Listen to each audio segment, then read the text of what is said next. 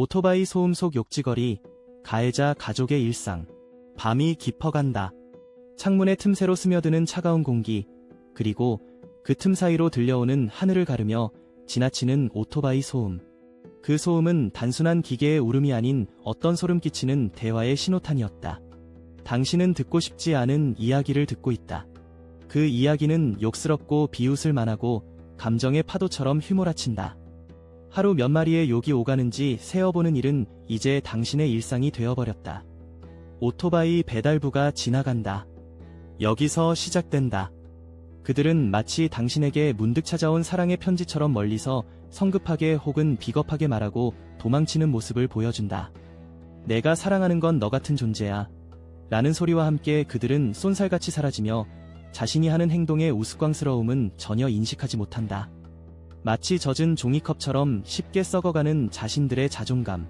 윗집의 누군가도 줄곧 그 행렬에 동참한다. 우리의 관계는 특별해.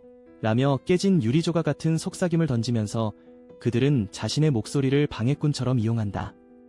아랫집의 사람들은 상관없는 듯 인부의 소리에 끼워 넣어 말하거나 다가와 직장회의 같은 일상적인 대화에 끼어들며 비웃음을 자아낸다. 이 모든 행동들은 마치 잘 짜여진 시나리오처럼 반복된다. 아, 그 사람의 전화를 받아야지.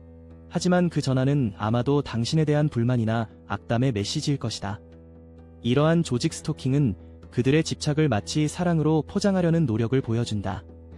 접근성 장비와 소음을 억지로 섞어내는 방식은 그들의 변태 같은 행동을 더욱 부각시킨다.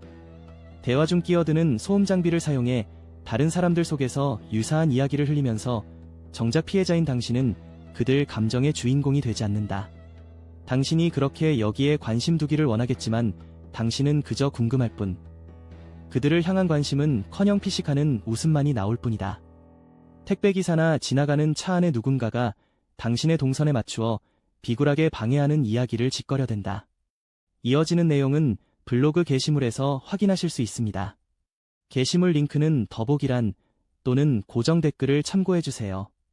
영상이 도움이 되셨다면 좋아요와 구독 부탁드립니다. 감사합니다.